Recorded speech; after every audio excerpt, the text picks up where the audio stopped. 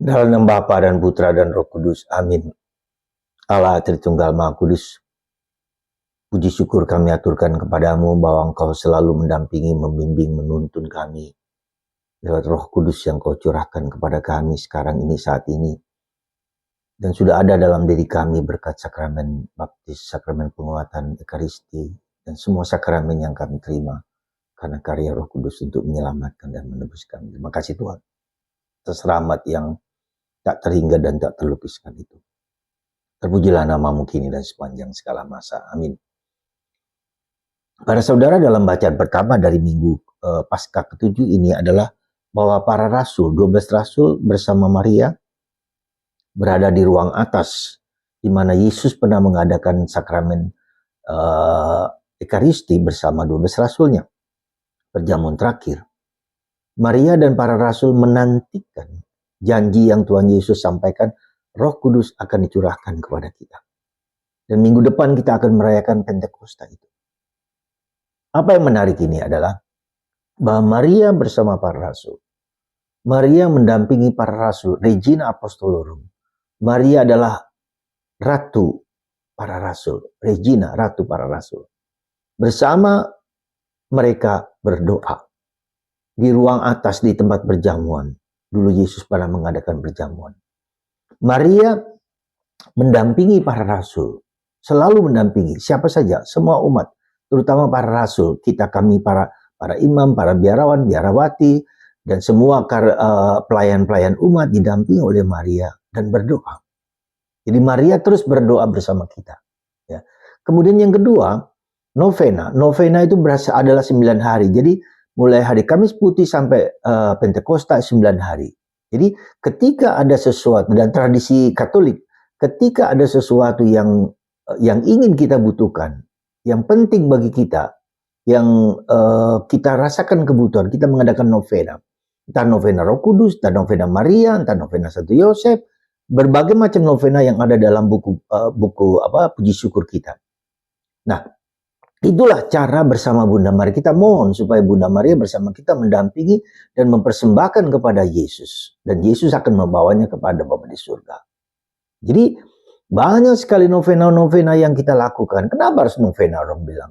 Novena adalah semacam urgensi kita, bahwa kita butuh sesuatu yang penting, yang berharga, yang bernilai, yang kita butuhkan, maka ada semacam tanda petik lah, ketermendesakan. Ya. Nah, itu di situ kita mohon kepada Tuhan lewat Bunda Maria, dan Bunda Maria menyampaikan kepada Yesus, Yesus menyampaikan kepada Bapa, lalu diberikan kepada kita.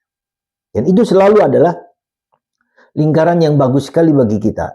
Yang keempat, sekali lagi kita bisa melihat bahwa disitulah ruang atas itu, di tempat atas itu. Saya pernah sekali ke sana.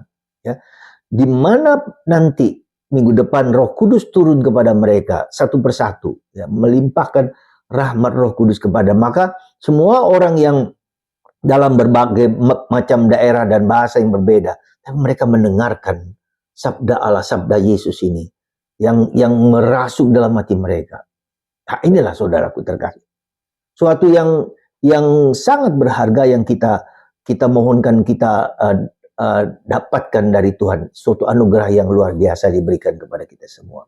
Karena itulah maka saudaraku terkasih dalam Kristus, mari kita bersama-sama mengikuti novena-novena yang kita lakukan.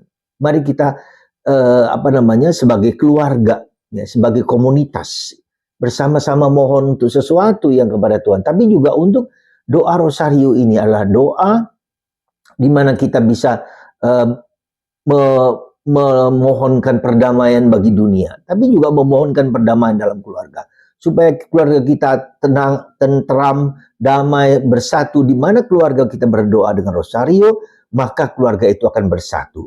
Jadi untuk melindungi dan menjaga keluarga kita berdoa rosario setiap hari. Dan itu pesan Bunda Maria kepada ketiga anak, Jacinta, Francisco, dan Lucia, ketiga anak kecil ini, ya, diminta oleh Bunda Maria untuk berdoa rosario di bulan Maria ini. Maka rosario adalah jalan kita untuk masuk ke surga.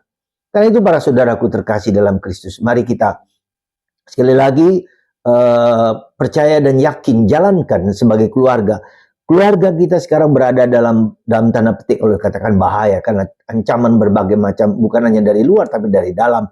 Dengan adanya HP, dengan segala fitus, dengan segala kebiasaan, orang menjadi adiktif mendengarkan itu, lupa dengan nilai-nilai kekeluargaan, lupa dalam nilai-nilai kebersamaan, lupa juga berdoa, sehingga orang menjadi terlalu individualis. Semua orang masuk kepada diri sendiri, semua orang masuk kepada materialisme, semua orang masuk kepada hedonisme karena berbagai macam tawaran-tawaran yang indah itu. Dan rosario adalah jawaban. Sekali lagi, mari kita luangkan waktu setiap hari. Setiap hari berdoalah rosario 15 menit, 20 menit, ya. Dan keluarga Anda, diri Anda akan dijaga dan dipelihara oleh Bunda Maria. Dan seluruh dunia dengan berdoa itu terjadi reparation. Jadi ada pemulihan, penghapusan segala dosa-dosa kita. Ketika kita berdoa rosario dengan tulus dan jujur, maka kita juga, dosa kita dihapus oleh Tuhan. Dosa kita juga dilebur oleh Tuhan menjadi kekuatan dan perlindungan. Dan dijaga oleh kuasa-kuasa yang tidak baik yang mau menghancurkan kita. Semoga Tuhan memberkati Anda semua dalam nama Bapa dan Putra dan Roh Kudus. Amin.